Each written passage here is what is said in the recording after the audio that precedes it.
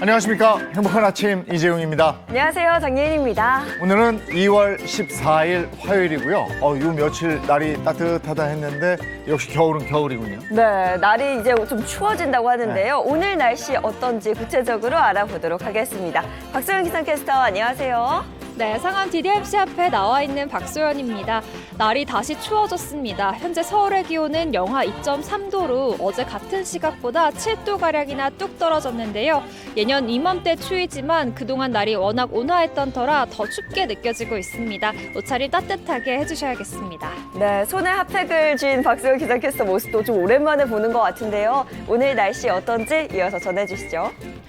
네, 오늘은 전국에 가끔 구름 많겠고요. 공기도 깨끗하겠습니다. 어제부터 동해안에 내리던 눈은 내렸다 그쳤다를 반복하고 있습니다.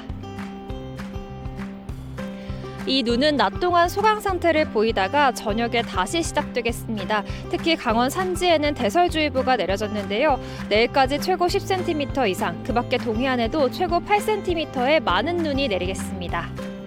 현재 대부분 해상에는 풍랑특보가 내려졌습니다. 물결이 최고 4m로 매우 높게 일겠고요. 동해안에서는 너울성 파도도 강하게 밀려들겠습니다. 해안가 안전사고에 주의하시기 바랍니다. 이 시각 현재 기온 살펴보겠습니다. 서울은 영하 2.3도, 대전은 0.1도, 대구는 2.3도 가리키고 있습니다.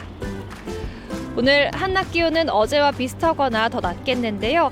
서울은 6도, 광주는 8도, 부산은 11도가 예상됩니다. 목요일부터는 다시 기온이 오름세를 보이겠고요. 토요일과 일요일 사이에는 남부지방에 비 소식이 있습니다. 지금까지 날씨 전해드렸습니다.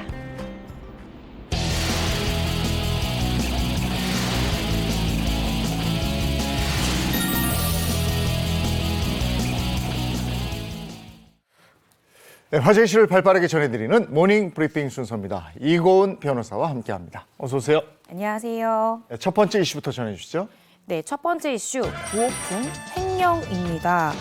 이 대지진으로 막대한 피해를 입은 이 튀르키예와 시리아를 돕기 위한 성금 행렬이 계속해서 이어지는 가운데 구호단체를 사칭하는 조직이 나타났다. 그리고 그들이 활동하고 있다라는 소식이 전해졌습니다. 주한 튀르키예 대사관은 SNS에 피해 복구를 위해 애쓰는 국민과 한국인 형제들의 선의를 악용하려는 사람들과 기관들이 있다라고 하면서 믿을 수 있는 단체에 구호품을 보내달라라고 전했습니다. 네, 어려운 상황에 이건 정말 아니죠.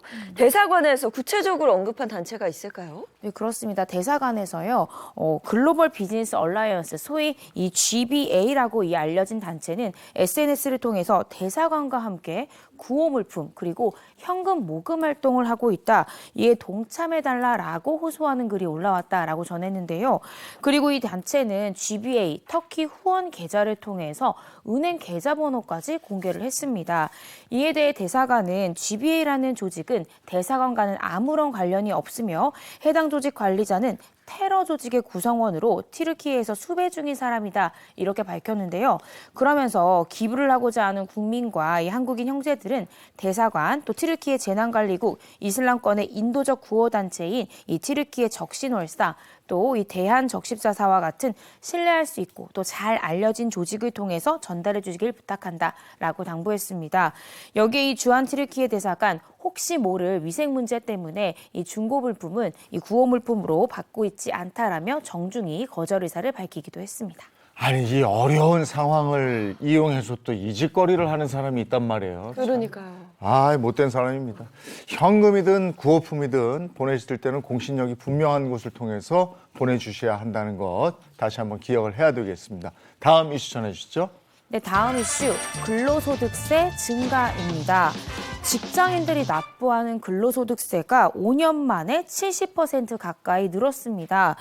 세수 증가율이요, 이 전체 국세 증가율보다 더 높은 것으로 나타났는데요. 어제 기획재정부에 따르면 이 지난해 결산 기준 근로소득세 수가 무려 57조 4천억 원으로 사상 처음 50조 원을 돌파했습니다. 이는 2017년 실적인 34조 원과 비교했을 때 23조 4천억 원, 즉 68.8%가 증가한 수치인데요. 같은 기간 이 자영업자, 개인사업자 등에 부과되는 종합소득세는 49.4% 늘면서 49.2% 증가한 이 총 국세와 비슷한 수준의 증가세를 보였습니다. 반면 이 일명 유리지갑이다 이렇게 불리는 직장인들의 근로소득세 같은 경우에는 자연적인 이 국세 증가분보다도 훨씬 더 큰 폭으로 증가한 모양새를 보였습니다. 이 자영업자나 개인사업자와 비교했을 때 정말로 이 직장인들의 근로소득세가 큰 폭으로 증가했습니다. 왜 이렇게 차이가 나는 거예요? 정부는요, 이 근로소득세가 증가한 이유를 경기가 회복되면서 취업, 고용된 사람들의 수가 늘었기 때문이다. 이렇게 꼽고 있습니다. 상용 근로자가 늘고 또 임금 수준 자체도 높아지다 보니까 덩달아 근로소득세 납부 규모가 커졌다라는 게 정부의 설명인데요. 실제로 국세청에 따르면 2021년도 귀속 이 근로소득 연말정산을 신고한 근로자는 2017년과 비교했을 때 195만 명 가까이 늘어났습니다.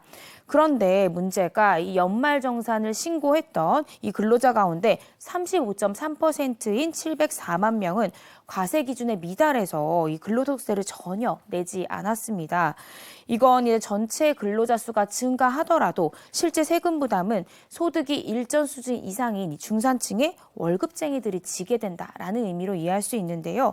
그나마 이 정부가 세제 개편을 통해서 소득세 부담 완화에는 나섰지만 면세 구간에 포함되지 않는 이 중간층 월급쟁이들의 부담은 앞으로도 점점 더 커질 수밖에 없다. 이렇게 전망되고 있습니다. 저도 유리지갑으로 26년을 살았거든요. 근데 지금 요즘 같은 때는 아이고 직장인들 세금 부담에 그리고 물가 올라서 물가 부담에 네. 여러 가지로 힘드네요. 예. 자, 다음 이슈 전해주시죠. 네, 세 번째 이슈, 집값 20% 떨어지면입니다.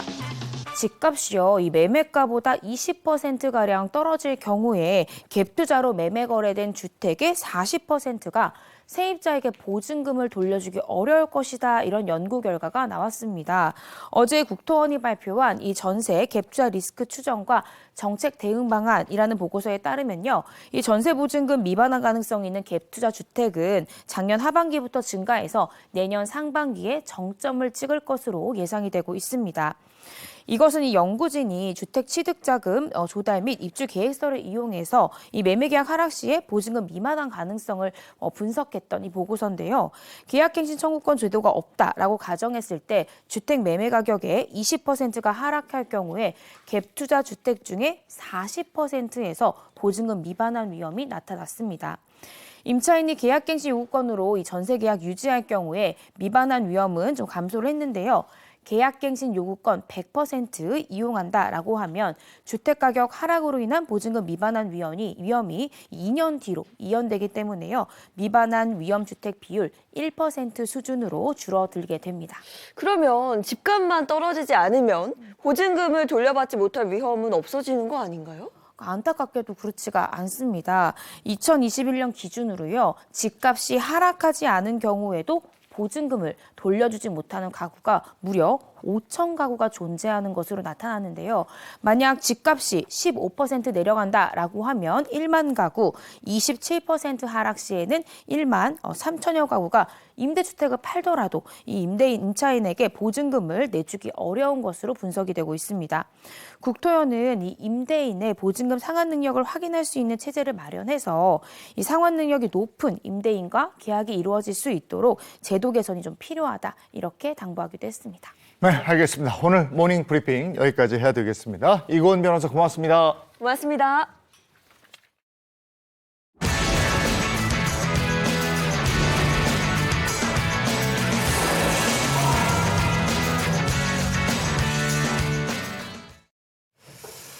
네, 화요일입니다. 건강한 100세 인생을 도와드리는 건강 정보 여러분과 함께 나누겠습니다. 유정미 아나운서 어서 오세요. 네, 안녕하세요. 건강한 화요일 윤영입니다. 네, 반갑습니다. 또 백승아 가정의학과 전문의, 배우상 한의학 박사, 김정은 식품영양 박사 함께합니다. 어서 오세요. 어서 오세요. 안녕하세요. 오늘 2월 14일입니다. 발렌타인데이라고 저희 집사람이 어제 저녁에 초콜릿을 이렇게 주던데. 정말요? 아직 애정이 식지 않았어요. 저는 깜짝 놀란 게 아예 모르고 있었거든요. 어제도 신랑에게 주지도 않았고. 아니 신혼댁이 왜 이렇습니까? 평소에 잘하니까. 네네. 그래서 그런 걸로. 발렌타인데이예요? 아니 그래도 이제 건강이 염려되는지 살찔까봐 야 그 쓴 카카오 80%짜리 주는 거야. 살찔까봐. 근데 단 거 먹고 싶을 때 있잖아요. 네, 그럼요. 네, 단 거 먹고 싶을 때는 뭐 초콜릿 많이들 생각하실 것 같고, 저 같은 경우도 단 거 먹고 싶다 이런 거 지금 좀 참고 있거든요. 왜냐면 이제 봄이 오고 있기 때문이죠. 우리 저 방송 끝나면 가서 달달한 거에 커피 한 잔 하는 습관이 들려가지고요. 네. 알죠. 네, 알죠. 자, 오늘 어떤 주제로 건강 얘기 나눌지 주제 영상 먼저 보시겠습니다.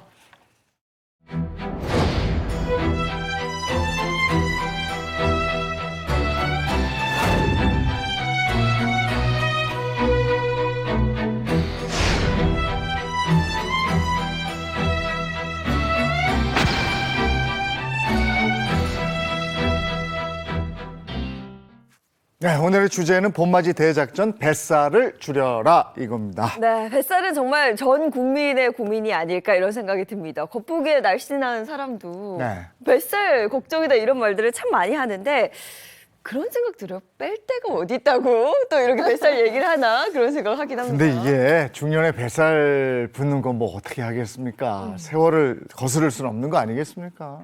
중년의 뱃살 얘기하면서 왜 절 쳐다봐?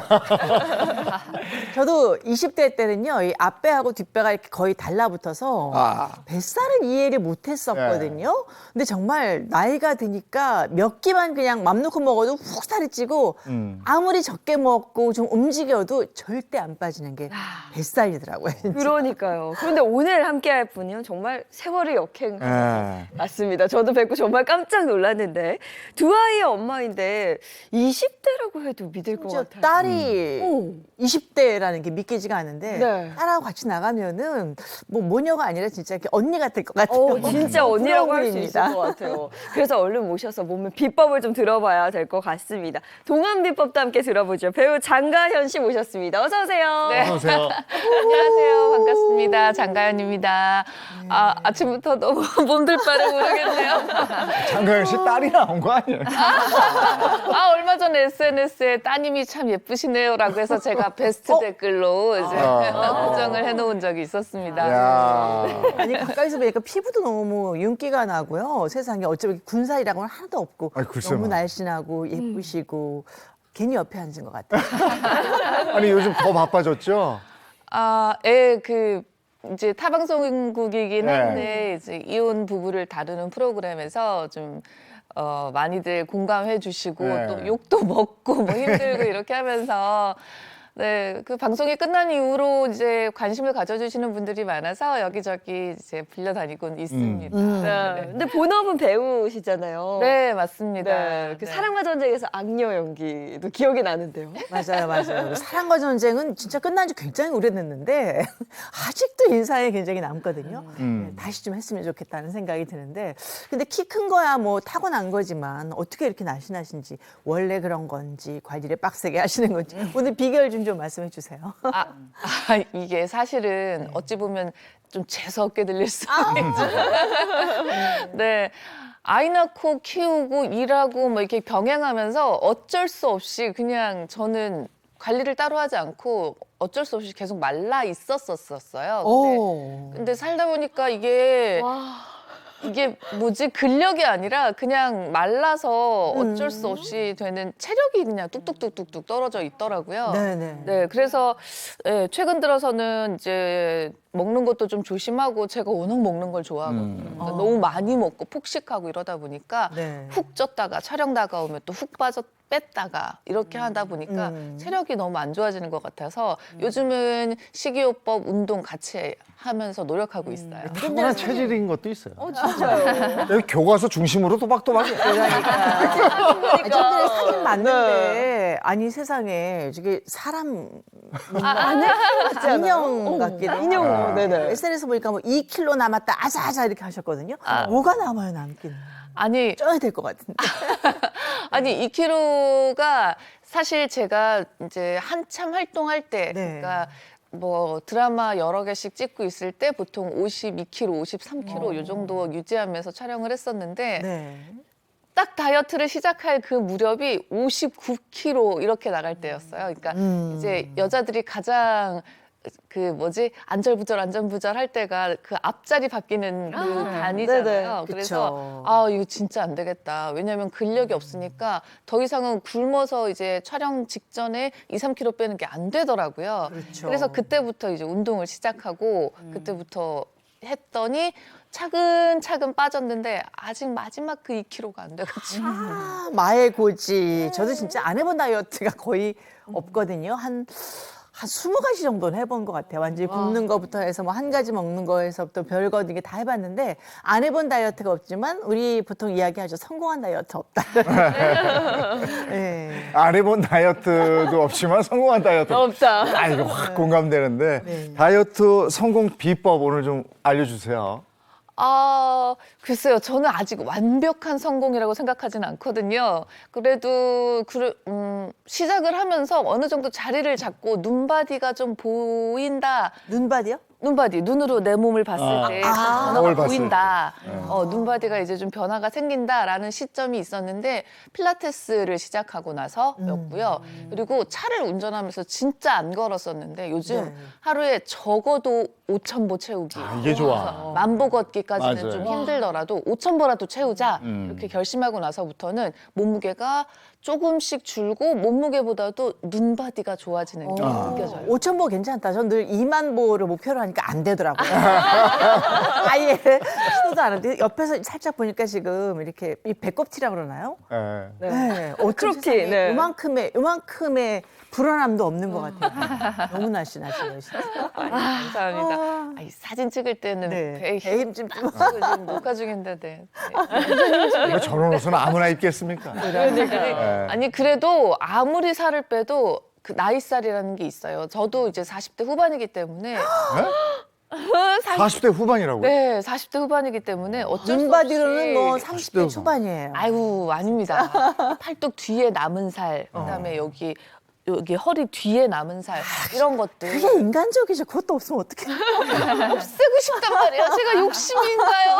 저 없애고 싶습니다, 여러분. 좀 도와주세요. 자, 알겠습니다. 오늘 같이 뱃살도 좀 빼고 옷맵시도 살리고 건강도 챙기고 이렇게 하겠습니다. 네, 오늘 한번 제대로 배워보도록 하죠. 그런데 많은 여성분들이 임신 이후에 늘어난 뱃살, 정말 이게 빠지지 않고 점점 40대가 넘어가면서부터는 살 빼기가 그렇게 어렵다 이런 말씀하시더라고요. 이게 혹시 뭐 심리적인 요인도 있을까요?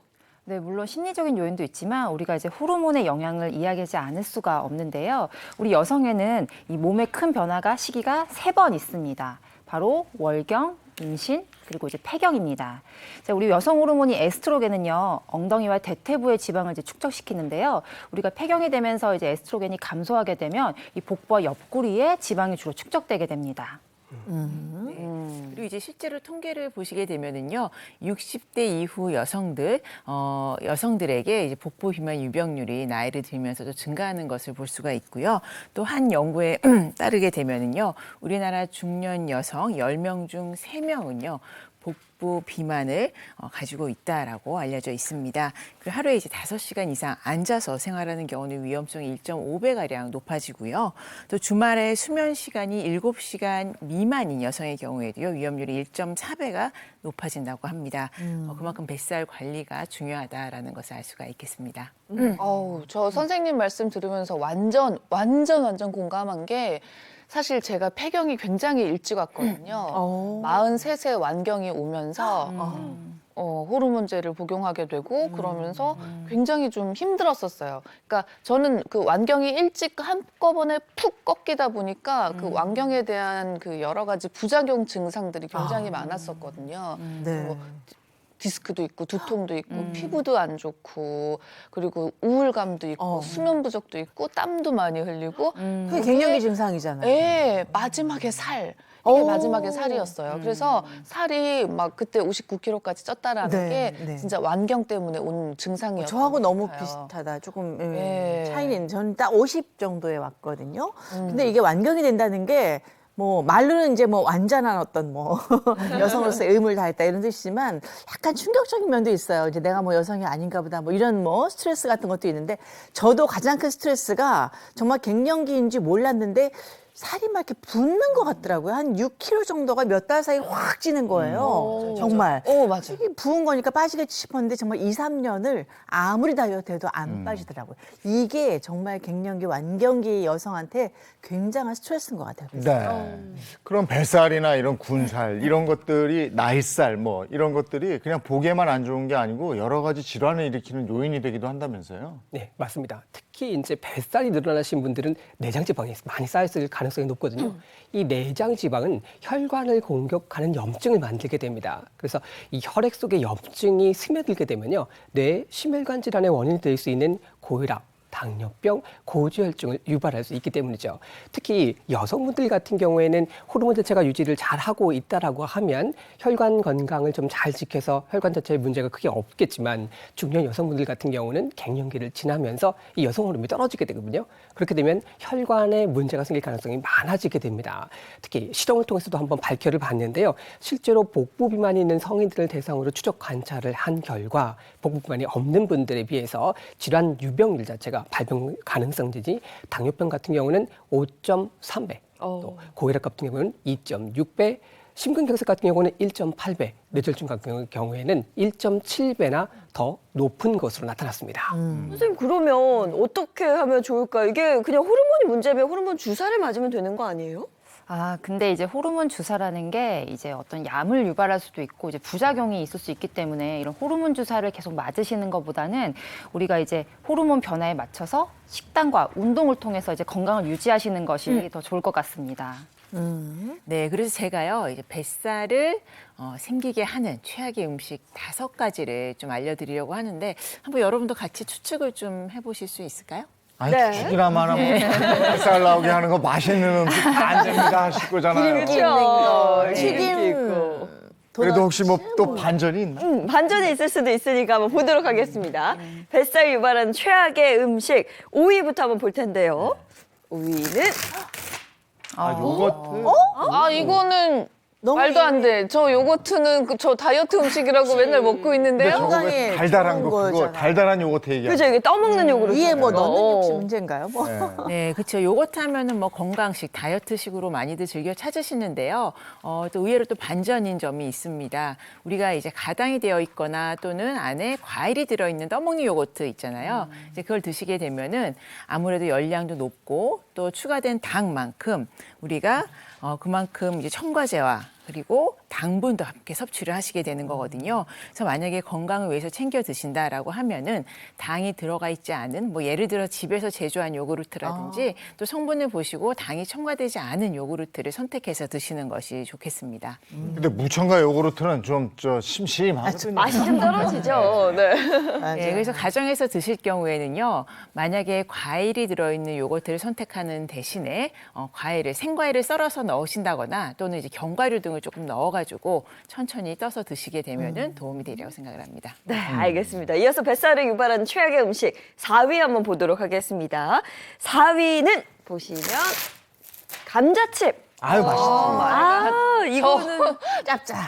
너무 맛있죠. 저 감자칩도 너무 좋아한단 말이에요. 제가 살찔까봐 밥은 안 먹어요. 밥은 안 먹는 대신 이 과자를 끊을 수가 없어서 저 감자칩에 바닐라 네. 아이스크림 같이 먹으면 너무 맛있죠. 이게 그야말로 단짠이잖아요. 그죠? 이게 너무 맛있단 말이에요. 네, 그렇죠. 또 위험한 게요. 이런 뭐 과자류 같은 경우에는 순식간에 한 봉투 비우는 거는 금세 비우잖아요. 그럼요. 그럼 먹는 속도도 빠르고 또 대신에 열량도 높고 그 안에 여러 가지 영양소라기보다는 우리가 내장 지방으로 바로 직결되는 뭐 지방이라든지 또 열량이 굉장히 높기 때문에 만약에 복부 지방을 걱정하신다면 완전히 끊으시는 게 좋습니다.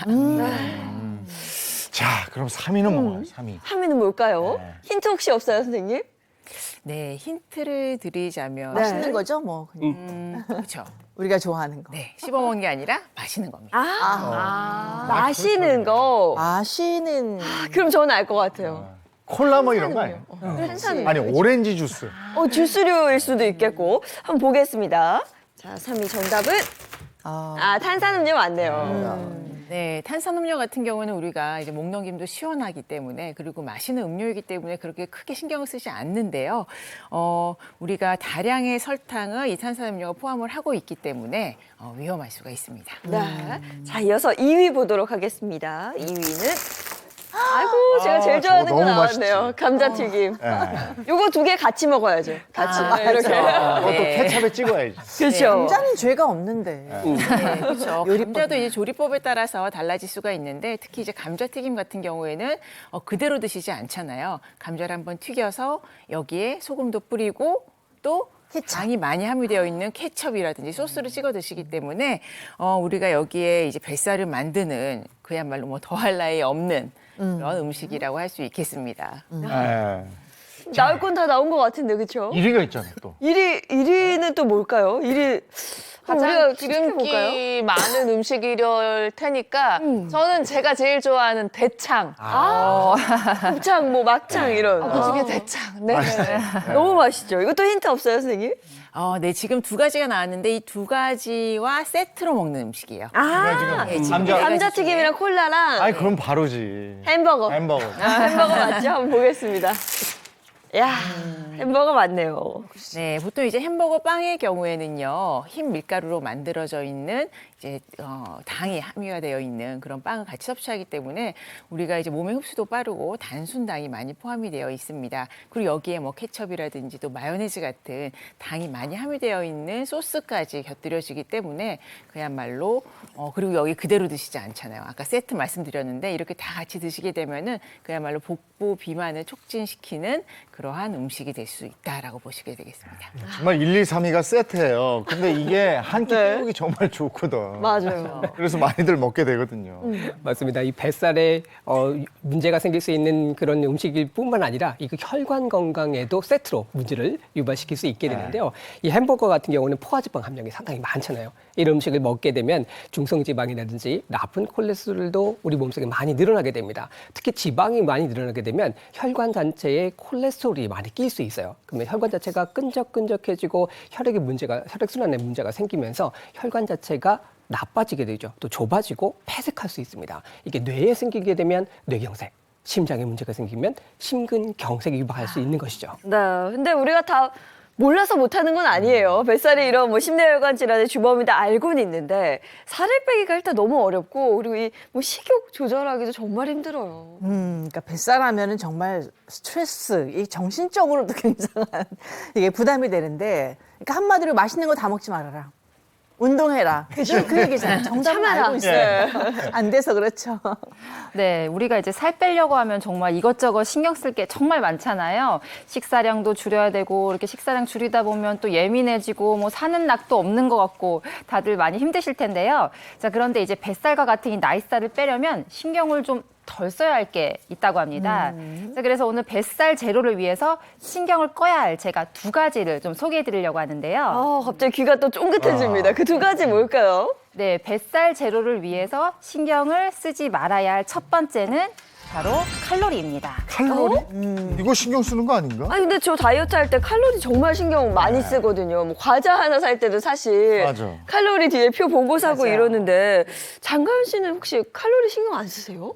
저 완전 쓰죠. 그쵸? 사실 저도 피자 햄버거 너무 사랑하고요. 그리고 또 햄버거에 그 모짜렐라 쭉 늘어나는 그거 있잖아요. 너무 사랑하거든요. 그래서 저는 칼로리 신경 쓰느라고 밥도 안 먹고 피자 햄버거도 얼마나 조심하고 진짜 조심하거든요. 적어가면서 하잖아요. 몇 칼로리 먹었나. 막. 어쩌다 한 번씩 먹으면 막 죄책감 들어가지고 막 큰일 났다. 뒤에 이렇게 보잖아. 아, 이게 몇 칼로리구나. 막. 맞아요.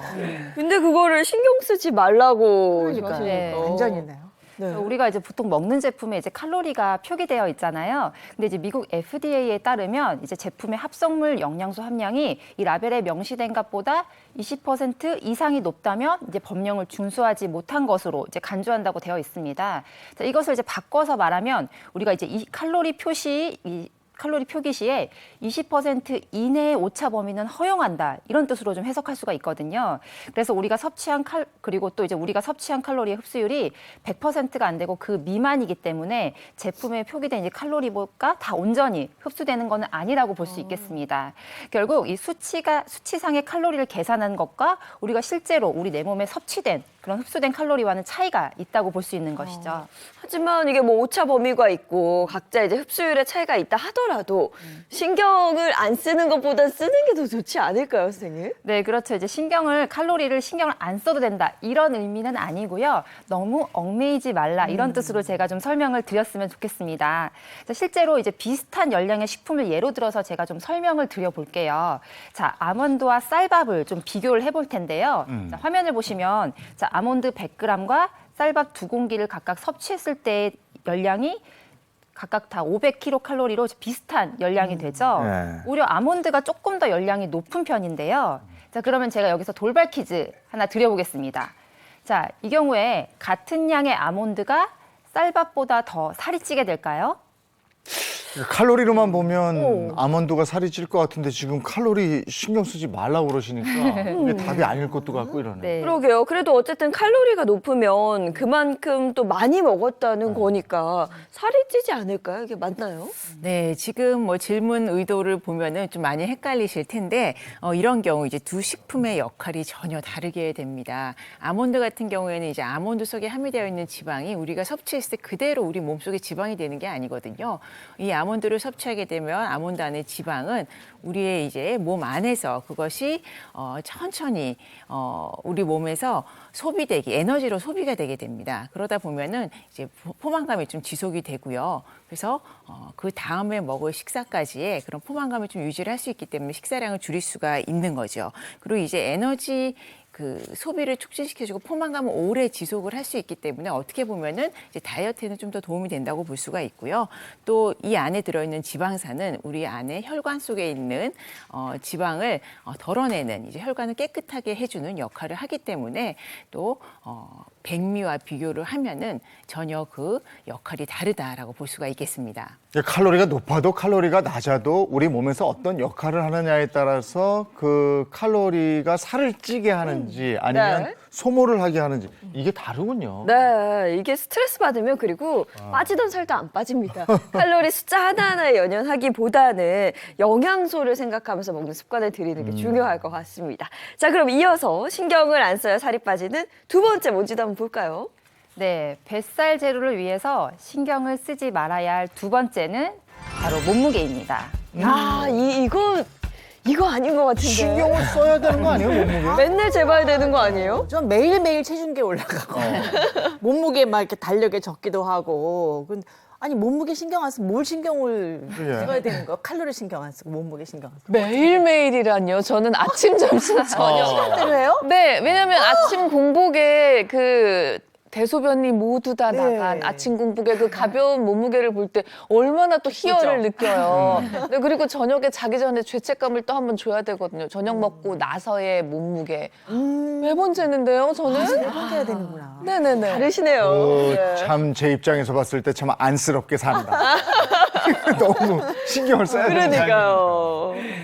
네, 우리가 이제 체중 감량위에서 많은 분들이 가장 신경 쓰시는 부분이 바로 몸무게일 텐데요. 네. 자, 우리가 체중 변화에 일희일비하는 것은 사실 다이어트에는 도움이 되진 않습니다. 자, 우리 체중을 우리 키의 제곱으로 나눈 값이 우리 체질량 지수인 BMI인데요. 이것으로 이제 비만도를 측정하는데 이제 BMI는 사실 우리 몸에 있는 근육이나 지방의 무게를 정확하게 측정하지 못하고 있기 있기도 하고 또 지방이 내 신체 어느 부위에 있는지를 파악할 수 없기 때문에 이 정확한 이제 비만도를 측정하는데 한계가 있다고 볼 수 있겠습니다.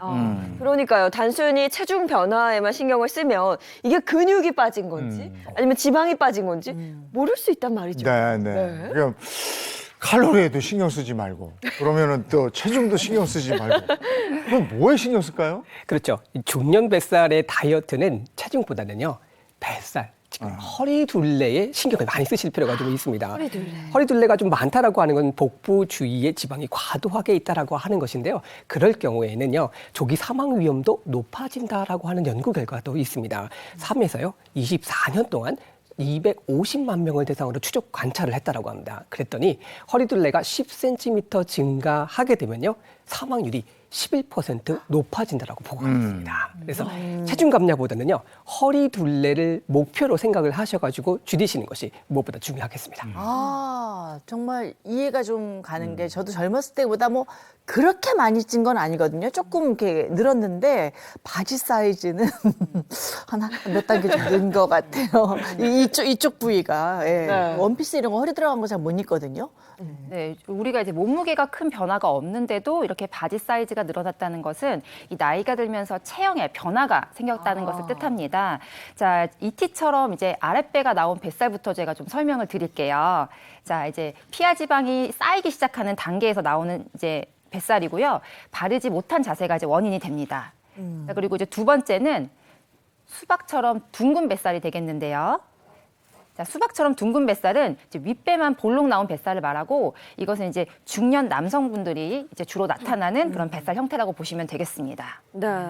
근데 뱃살 모양도 혹시 호르몬과 깊은 연관이 좀 있을까요? 네, 맞습니다. 이 뱃살 형태 중에서 가장 최악의 뱃살 형태가 있는데요. 바로 폐경 후의 여성에게 나타나는 흔한 형태인 이제 옆모습이 알파벳 B 모양으로 울룩불룩 접히는 뱃살입니다. 윗배와 아랫배가 이제 모두 나온 뱃살인데요. 이것은 이제 폐경 후에 여성 호르몬이 감소하면서 이제 내장 지방이 쌓이게 되고 이제 이런 울룩불룩한 지방 형태가 나타나게 되는데 중년 여성분들에게 주로 나타나는 뱃살입니다. 네. 근데 체중 같은 경우에는 몇 킬로그램 이상이면 비만이다 이런 기준이 있는데 허리 둘레는 그런 기준 같은 게 혹시 있을까요? 네, 있습니다. 자, 우리 대만 비만학회에서 정한 이제 한국인의 허리둘레 비만 기준은 남성은 90cm, 즉 36인치고요.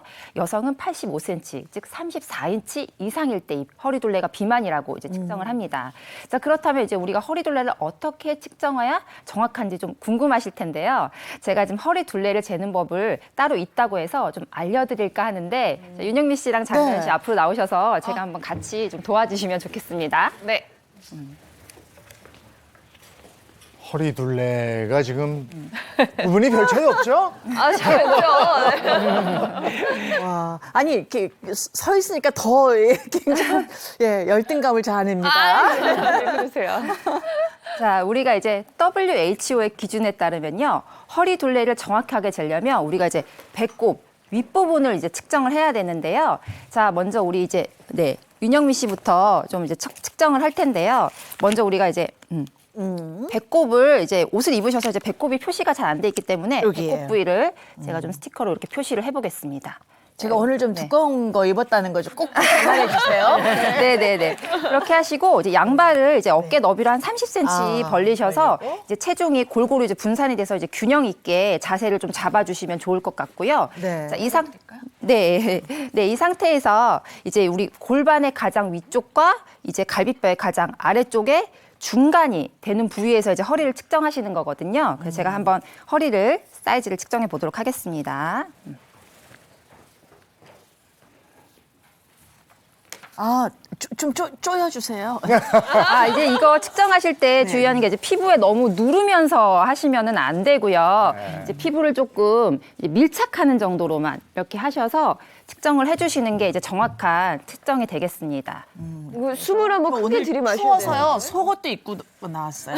네네네, 반영을 해서 자 밀착한 상태로 이렇게 체크를 하니까 32인치 네, 32인치가 되네요. 제가 진짜요? 네, 32인치가 나왔습니다. 그래서 이제 비만 34인치 미만이시기 때문에 네. 정상 수치라고 저는 이제 보여지네요. 네. 저는 그다 30인치 정도 될 줄 알았거든요. 네.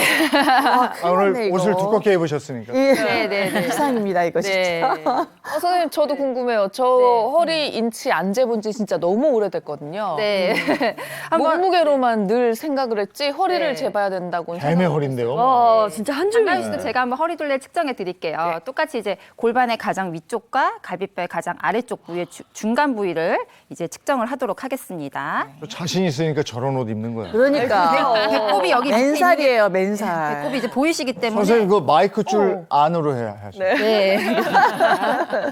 네, 정확하게 제가 측정을 좀 해보도록. 눈바디를 봤을 때는 한 24인치 될 것 같아요. 눈바디. 24인치 될 것 같아요. 네. 배꼽 저기 여기 밑에 있는데 거기 위에. 네. 다시 한번 정확하게 재볼게요. 마이크. 골반과 정말 위에. 아이, 숨 좀 쉬세요, 좀. 네. 편하게 계시면서 재시면 좋을 것 같아요. 네. 약간 안쪽으로, 이렇게. 네. 도와줘야 돼요. 네, 이게 앞에서는 잘 안 네네. 보여서. 네, 이렇게 재보니까 이제 정확합니다. 님은 네. 한 27cm 어? 정도 나오시네요. 아니, 이 허리가 27이에요? 네. 그래도 저는 생각보다는 괜찮은데요. 어? 27인치면은 그 한참 살쪘을 때는 제가 바지 30인치까지 입었었거든요. 아니 그럼 도대체 24인치는 허리가 얼마나 타는 거야? 바지 사이즈하고 허리 사이즈는 좀 다른 것 같아요. 네, 맞습니다. 이제 골반과 갈비뼈 사이의 기준으로 이제 허리둘레를 재는 거기 때문에 바지 사이즈와는 조금 다른 사이즈라고 볼 수 있겠는데요. 우리 시청자 여러분들도 집에서 이제 줄자로 한번 정확하게 허리둘레를 재셔서 우리 내 뱃살을 좀 체크해 보시면 좋으실 것 같습니다. 네. 그러니까 매일매일 몸무게 체크만 할 게 아니라 허리 사이즈. 네, 맞습니다. 좀 아유, 잡아야 줄자 사야겠네. 알겠습니다. 고맙습니다. 네. 아니 근데 그 남성분들은 왜 이렇게 배가 처져 있잖아요. 네. 그런 사람들은 어디를 재요? 그분들도 배꼽으로 해서 재요? 아, 이제 그 피하 지방이 있으신 분들은 피하 지방을 좀 들어 올리고 그렇게 아 이렇게 들어 올려야 돼? 네, 들어 올리고 허리 부분을 측정해 주시면 이제 좋을 것 같습니다. 들어 올리는 게 이거 있구나. 허리둘레 잴 때도 참 비애를 느끼겠네. 이걸 들어 올리고. 그 다음에 측정하고. 그러네요. 아, 예. 정말. 알겠습니다. 자, 이번에는 요거 허리둘레까지 다 재봤으니까 배우상 선생님이 뱃살 타파할 운동법을 또 제안해 주실 겁니다. 예, 이 복부 운동 생각하시면 가장 많이 떠올리시는 게 누워서 이 복근, 윗몸 일으키 같은 거 많이 생각나시잖아요. 또는 뭐 플랭크 자세라든지 해서 이 복직근을 자극 줄 수 있는 운동들을 많이 생각하시게 되는데요. 그런데 이런 무산소 운동만 가지고는 뱃살이 잘 안 빠지게 됩니다. 그럼 어떻게 하는 게 좋아요? 예, 이 뱃살을 빼기 위해서는 이제 첫 번째로 사실 무산소 운동 같은 걸 하긴 하셔야 됩니다. 왜냐면 에너지로 활용되는 탄수화물을 우선 먼저 태우시는 게 중요하기 때문이죠. 그런데 뱃살은 지방이 있잖아요. 이 피하 지방과 내장 지방을 태우기 위해서는 유산소 운동이 반드시 같이 해주셔야 됩니다. 그래서 무산소 운동으로 탄수화물을 먼저 활용하시고 난 다음에 지방을 태워야지만 그때서 비로소 뱃살이 빠지기 시작하시니까 이 무산소 운동과 유산소 운동을 같이 병행하시는 것이 무엇보다도 중요하겠죠. 그래서 오늘은 제가 복식근 운동을 통해서 먼저 무산소 운동을 가르쳐드리고요.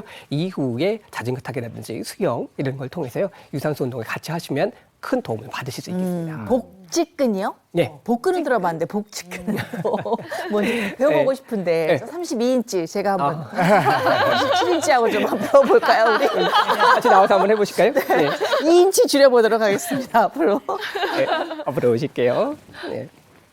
자, 일단 복직근이라고 하는 것은 이 배 쪽, 배꼽 위에서 중간 밑으로 쭉 내려가는 이 근육을 얘기합니다. 즉 배를 이렇게 편안하게 세우실 수 있는 근육을 얘기하는데요. 이 근육을 자극 주시는 운동법이라고 할 수 있겠습니다. 그래서 먼저요, 주먹을 이렇게 살짝 줘보실게요. 그래서 새끼손가락 이 부위를요, 목 뒤에 이렇게 해주십시오. 네, 자세가 일단 중요하시니까요. 목 뒤에 대주시고 팔꿈치는 귀보다 약간 위쪽으로 올라가시는 게 좋습니다. 네, 자세 잘 유지하고 계시고 앞으로 나란히 해주시고요. 배가 쫙 당겨지는 위로 거. 쭉 올려보세요. 그럼 배가 살짝 위로 올라가는 느낌이 들어요. 홀쭉해져요, 배가. 예, 맞습니다. 이게 바로 복직근입니다. 이걸 대부분 아마 누르고 계시는 경우가 많으세요. 그래서 복직근을 세우는 운동 자체가 일단 팔을 뒤에 붙이시고 팔꿈치를 이 귀보다 살짝 위쪽으로 올려주시면 복직근을 세우는 방법이 될 수 있습니다. 이 상태에서 사실은 호흡만 크게 우리 복식 호흡 하시는 것처럼 숨을 크게 들이셨다가 내쉬었다가 크게 들이셨다가 내쉬었다만 하셔도 좋습니다. 그렇게만 하셔도 자극이 좀 될 수 있거든요. 근데 이 상태에서요. 숨을 들이쉬었다가 배를 안쪽으로 훅 당기신 상태에서 왼쪽 발을 앞으로 쭉 내미실 겁니다. 왼쪽 발을 앞으로 내미시면서 발끝으로만 쓰세요. 왼쪽 발은 발뒤꿈치 대지 마시고 발끝으로만 세시고 밑으로 내려가시면서 숨을 내쉬시면서 배를 쭉 접힌다라고 하는 느낌을 가지시고요. 3초간 멈추실 겁니다. 하나, 둘, 셋. 다시 제자리에 돌아와 주시고요. 의외로 힘든데요? 생각보다 힘듭니다. 쉽지 않습니다. 장 올려주시고. 내장 기관에 약간 지금 충격이 오고 있어요. 복부 쪽에 좀 자극이 좀 되시죠? 네네네. 자, 숨을 크게 들이쉬고 배를 홀쭉하게 당기신 다음에 이 상태에서 오른쪽 앞발을 앞쪽으로 쭉 내미신 상태에서 발끝으로만 쓰시고 쭉 숨을 내쉬시면서 내려가실 겁니다. 쭉 내려가세요. 자, 3초간 버티실 겁니다. 하나, 둘, 셋.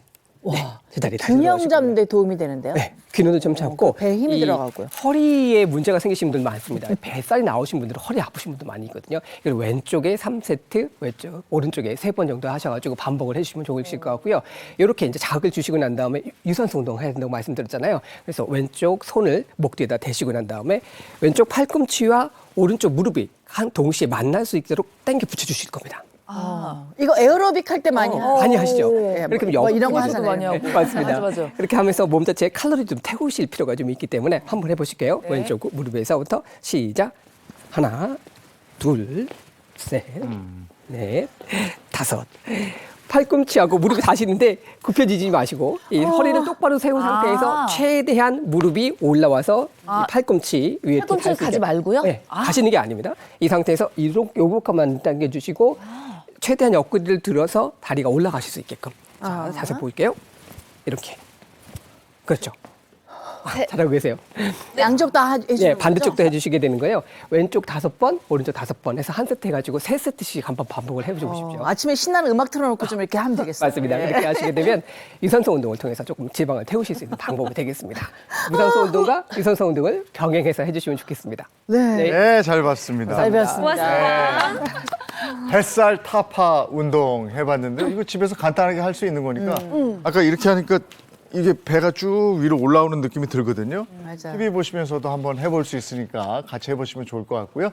이번에는 먹어서 뱃살을 좀 줄일 수 있는, 먹긴 먹어야 되니까. 네. 1분 요리. 자, 뱃살 타파 요리입니다. 김정은 선생님 부탁해요. 네, 오늘은 맛있게 드실 수 있는 연어를 이용한 연어 채소찜을 만들어 보도록 하겠습니다. 네. 네. 이 연어 하면 뭐 다이어트 할 때 샐러드로도 많이 먹고 네, 쪄서도 맞습니다. 먹는데 채소찜 또 신기하네요. 네, 일단 뭐 채소랑 또 이렇게 연어, 단백질을 함께 섭취할 수 있기 때문에 어떻게 보면 한 끼 식사로도 충분히 활용을 하실 수가 있습니다. 네. 그리고 이제 오늘 조리법도 굉장히 간단하니까 이제 눈여겨보시면 좋을 것 같고요.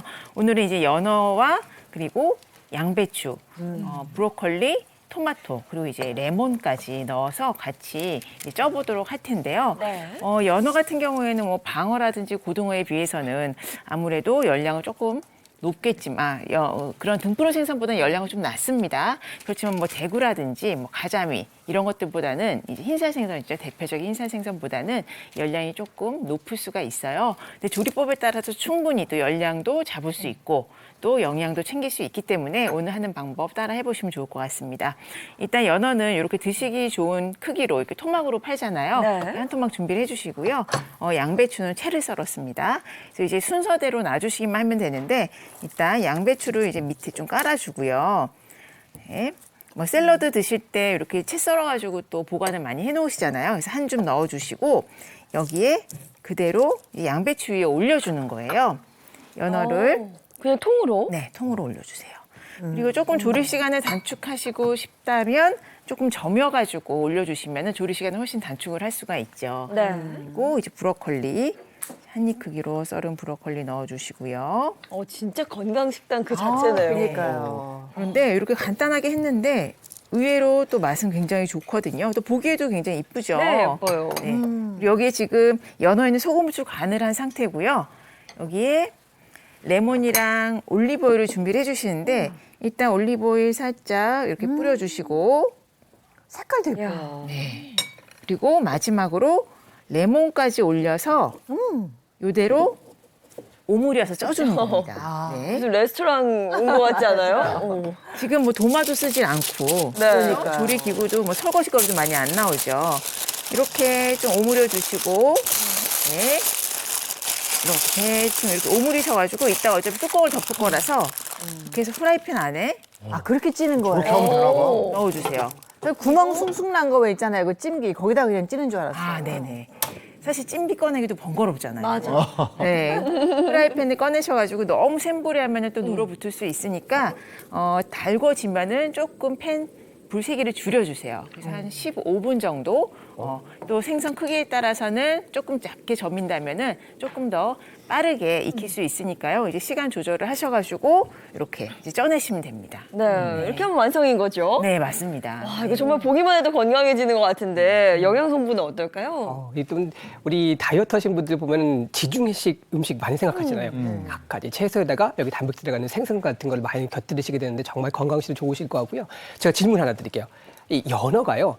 그 등푸른 생선일까요? 흰살 생선일까요? 진짜 어렵다. 그냥 붉은 생선. 붉은 살 생선. 그렇죠. 색깔 자체가. 중간? 옛날부터 빨간 고기 그랬는데. 그렇죠. 색깔 자체가 붉은 색깔 드니까. 그런데 연어는요.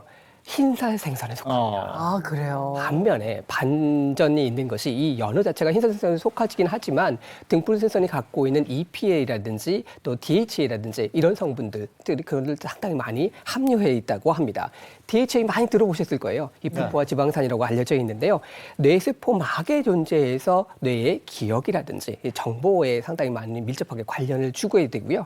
또 EPA 같은 경우는 체내에서 합성할 수 없는 지방산으로 알려져 있습니다. 그래서 식사를 통해서만 섭취를 하실 수 있고 면역력에 도움이 된다고 하니까 즐겨서 잘 챙겨 드시면 좋으실 것 같습니다.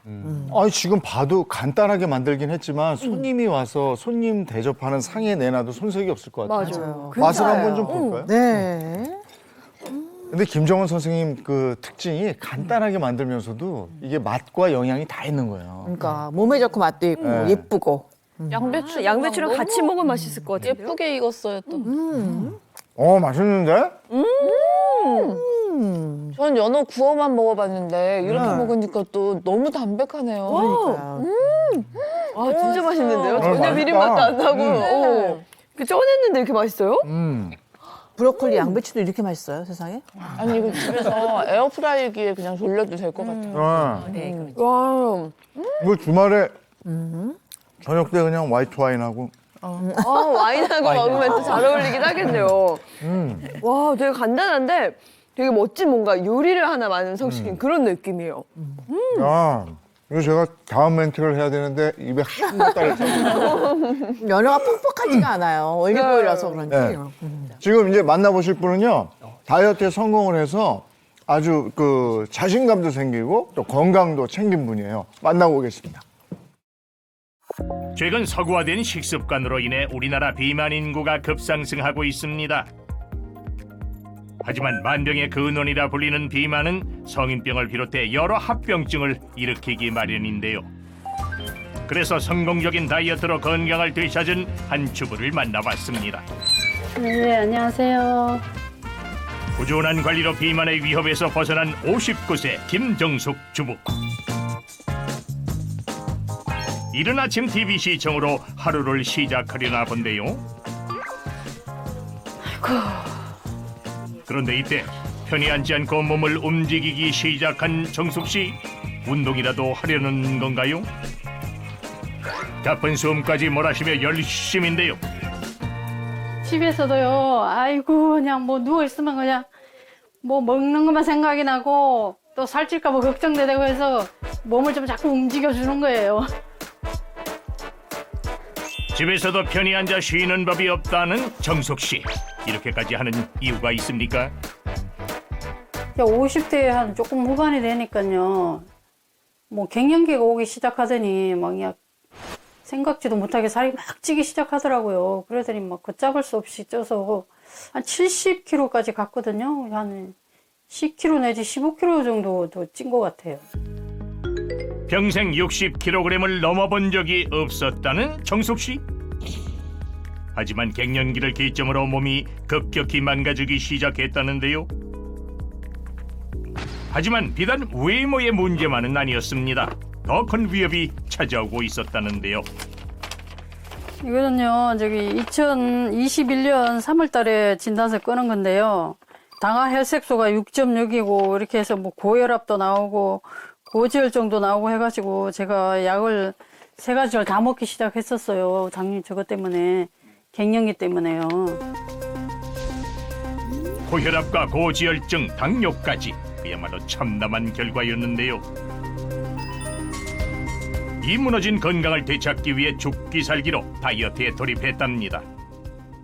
그렇다면 현재 그녀의 상태는 어떨까요? 얼마나 빠졌나 보자. 아이고, 72kg에서 59, 60 많이 빠졌네. 아유, 더 이상 안 쪄야 될 텐데.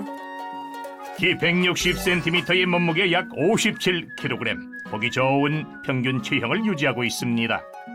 그전에는 뭐, 아이고, 이걸 어떡하나 했는데 지금은 빠지니까 저울도 뭐 한 번 올라갈 거 2번 올라가고 조금 기분은 좋지요. 다이어트를 위해 지금도 노력하고 있다는 그녀의 일상을 자세히 살펴봅니다. 아이고야. 이때 갑자기 울린 정숙 씨의 핸드폰. 무슨 일이 있는 건가요? 핸드폰 알림이 울리자마자 분주히 외출 준비를 하는데요. 운동하러 갈 시간이네. 예, 이거 알람 맞춰 놓은 건데요. 제가 귀찮아도 운동하러 가려고 시간을 맞춰 놓고 딱 정해진 시간에 뭐 나가는 편이에요. 운동 시간을 정해두고 꼭 지키려 노력한다는 그녀.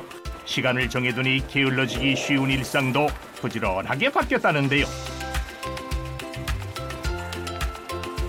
그런데 틈틈이 핸드폰을 확인하는 정숙 씨. 뭐 급한 일이라도 있습니까? 만보기 어플인데요. 제가 몇 포나 걸었나, 하루에 몇 포나 걷고 있나 하는 거 확인하면서 걷고 있어요. 또 만보 이상은 걸어야 좀 걸었다 이렇게 생각이 드니까 오늘 운동 좀 많이 했구나 하는 거는 또 기분이 좋아지고 그러더라고요. 매일 이렇게 걸음수를 체크한다는 정숙 씨인데요. 목표를 달성하기 위해 자신과 한 약속을 지키려 꾸준히 노력하는 것. 이것이 그녀의 다이어트 비결이었나 봅니다.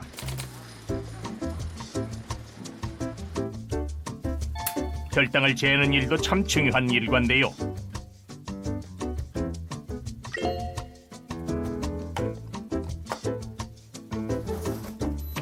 아직은 조금 높은 수치지만 다이어트 전에 비해서 많이 낮아졌답니다.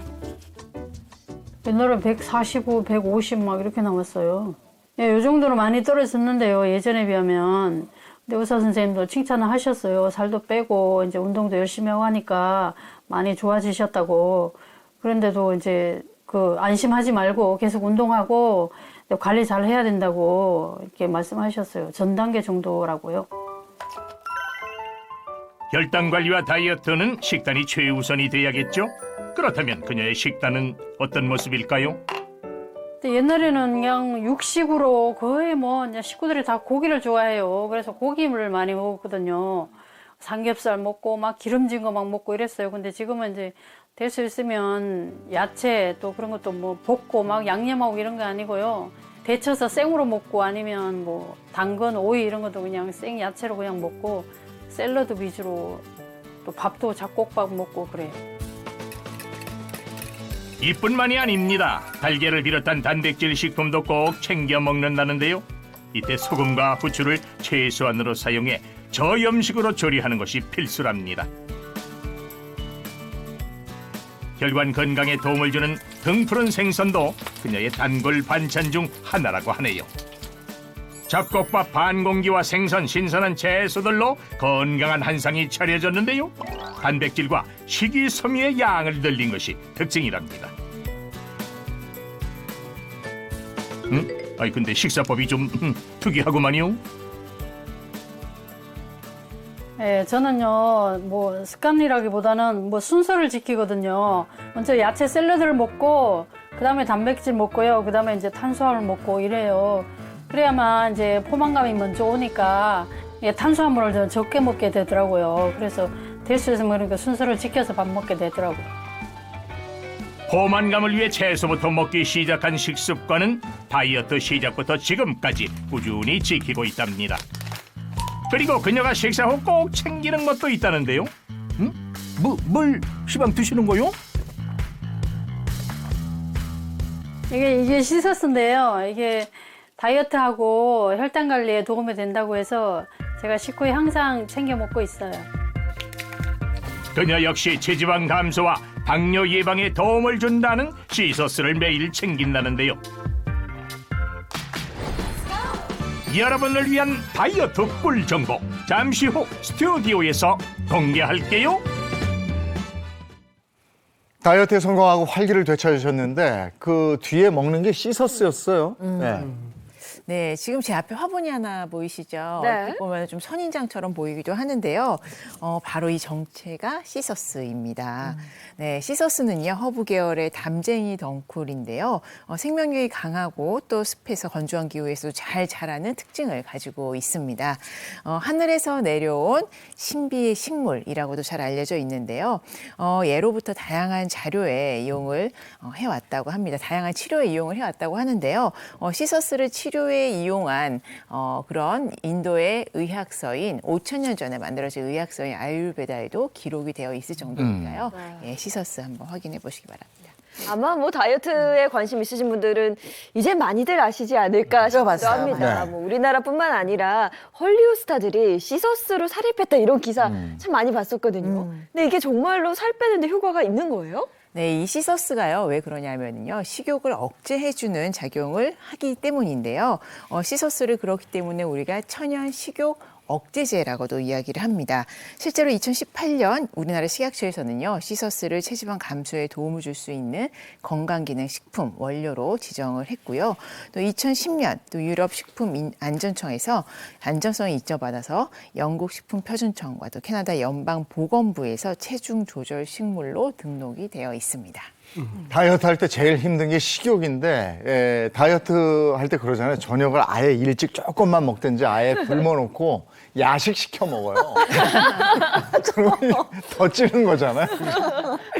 맞습니다. 이렇게 다이어트 실패하신 분들 많이 있으실 텐데 이 시서스 같은 경우는 식욕을 억제해 주니까 도움을 좀 많이 받으실 수 있을 것 같고요. 실제로 시서스를 가지고 인체 적용 시험을 했다라고 합니다. 그랬더니 한 8주간 시서스 추출물을 복용을 시켰거든요. 2주 정도 지나면서부터 체중 자체가 좀 감소된다는 걸 확인해 볼 수 있는데요. 2주부터 체중이 2.47kg 줄었던 것을 확인했을 뿐만 아니라 4주 지나니까 체중은 4.35kg, 체지방은 5.1%가 감소했고요. 8주가 다 지났을 때는 체중이 7.4kg, 체지방은 7.9%, 허리 둘레는 8.6cm, 엉덩이 둘레는 9.1cm나 감소를 했다고 합니다.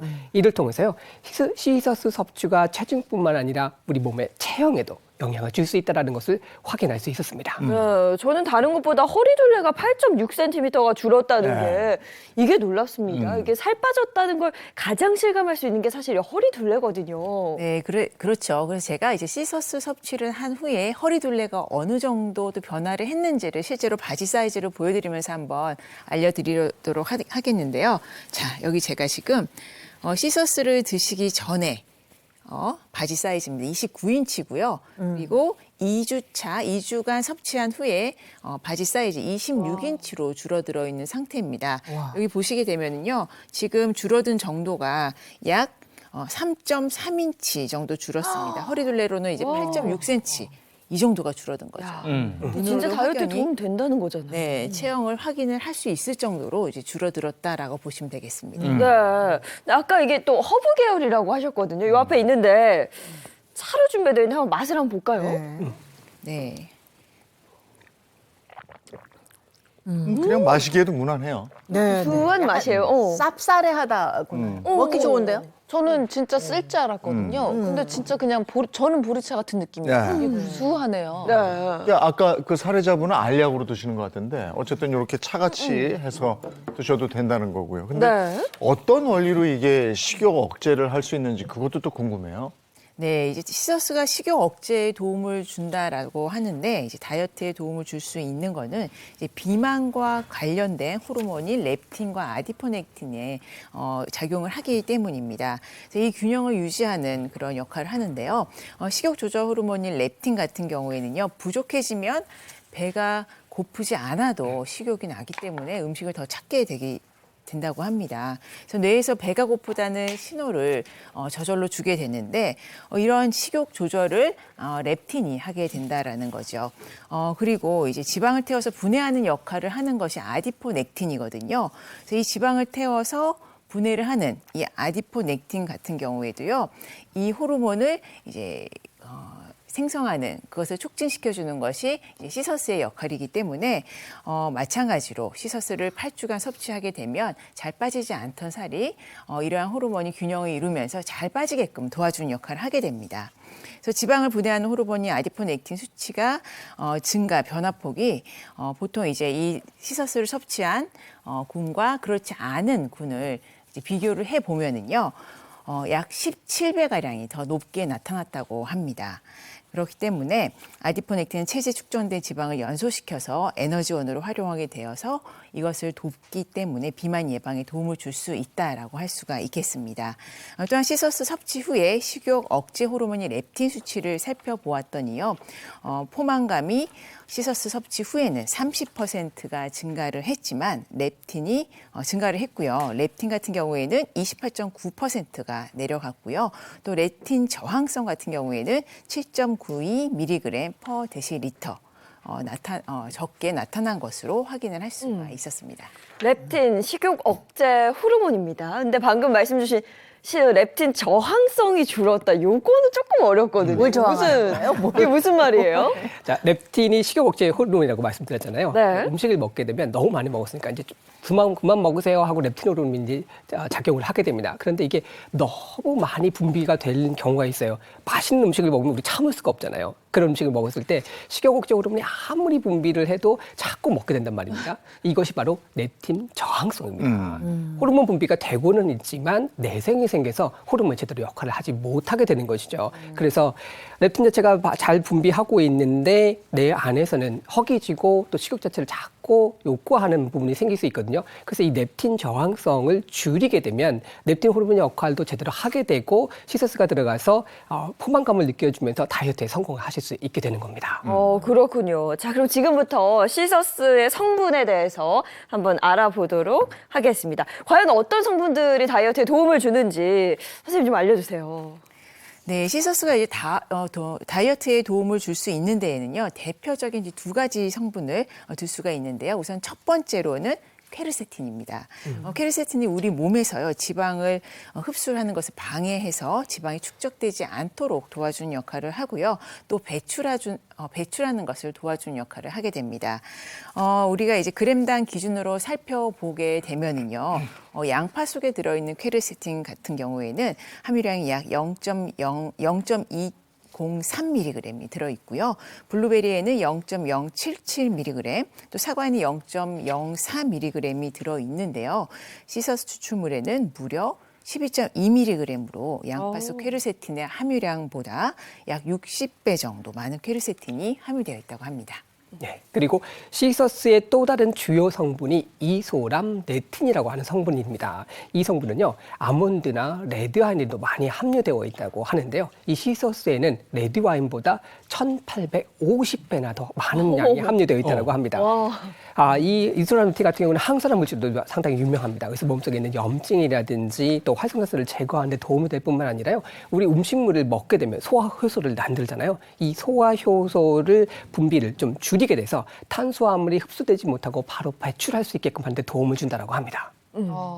아니 그러면 우리가 살이 찐다고 제일 피하는 음식이 탄수화물이잖아요. 그쵸, 예. 밀가루, 쌀, 제일 좋아하는 것들인데, 네네네네네. 그러면 시서스가 탄수화물 흡수가 되지 않게 도움을 준다는 말인 거잖아요. 네, 제가 그래서 이해를 좀 쉽게 하기 위해서 실험을 하나 준비를 했는데요. 영상을 보면서 한번 설명드리도록 하겠습니다. 네, 양쪽 비커에 소화효소를 넣고요. 한쪽 빵에만 시서스 가루를, 한쪽에만 시서스 가루를 넣었습니다. 한쪽 비커만요. 그리고 동시에 빵을 넣어서 어떤 변화가 일어나는지 한번 비교를 해봤는데요.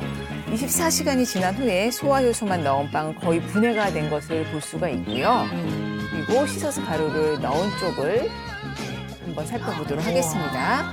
같은 시간이 지났음에도 불구하고 빵의 형태가 거의 유지되고 분해되지가 않은 것을 볼 수 있기 때문에 시서스가 탄수화물 흡수를 억제해서 다이어트에도 도움이 된다라는 것을 실험을 통해서도 알 수가 있었습니다. 예, 저 실험을 보니까 이해가 쉽네요. 네. 그렇습니다. 음식물을 섭취할 때 소화효소 나오잖아요. 이것을 억제시키기 위해 탄수화물을 바로 배출을 해준다라고 하는 것인데요. 실험 결과가 있습니다. 한 실험에서요, 쥐에게 6주간 시서스 추출물을 섭취하게 했더니 이 소화효소인 리파하제라고 하는 억제율이 75%까지나 상승한 것으로 나타났다고 합니다. 탄수화물 좋아하는 사람들 탄수화물 중독이라는 표현까지 쓸 정도인데 확실히 시서스에 그 도움이 되네요. 네, 우리 오늘 이제 뱃살이 우리 혈관 건강에 안 좋다 이런 얘기를 주제로 하고 있잖아요. 그런데 이 시서스가 이 심내혈관 질환의 발병률 감소에도 영향을 줄 수 있다고 합니다. 특히 우리 중년 여성들이 조심해야 할 비만 합병증 예방에 도움을 줄 수 있다고 하는데요. 실제로 이 과체중 비만 성인을 대상으로 한 실험에서 시서스를 매일 10주간 섭취하게 했더니 이 고지혈증을 일으키는 나쁜 LDL 콜레스테롤이 17.7% 감소했고요. 좋은 HDL 콜레스테롤은 50.5% 증가했다고 합니다. 뿐만 아니라 한 가지 더 말씀드리고 싶은 게요. 이 시서스는 관절이 좀 약하신 분들한테도 도움을 좀 주실 수 있습니다. 연구에 따르면 이 시서스가 몸속에 염증 유발을 할 수 있는 관절이 생기면 염증이 생길 수 있거든요. 이 염증 물질인 사이토카인을 감소시켜서 통증을 줄여준다라고 하는데요. 만성 고울 관절염 환자에게 8주간 시서스를 섭취하게 했더니 고울 관절염 수치가 31% 감소했고요. 통증 수치는 33%나 감소한 것으로 나타났습니다. 네, 시서스 섭취할 때 주의사항도 있을 것 같은데요. 네, 식약처 건강기능식품 공식 인정 마크를 확인을 하시는 것이 좋고요. 또 인체 적용시험 데이터 여부를 확인하시고 또 하루 권장량 300mg을 지켜서 드시는 것이 좋겠습니다. 네, 오늘은 봄맞이 뱃살 타파에 대해서 알아봤습니다. 특별히 장가연 씨 함께해 주셔서 고맙습니다. 고맙습니다. 고맙습니다. 오늘 쌀쌀한데 봄은 그냥 오지 않아요. 네. 몇 번 더 추위를 겪어야 됩니다. 그럴 것 같습니다. 오늘 옷차림 든든하게 하시고요. 행복한 하루 보내시기 바랍니다. 저희는 내일 아침 7시 30분에 돌아올게요. 행복한 아침, 행복한 하루 되십시오. 고맙습니다. 고맙습니다.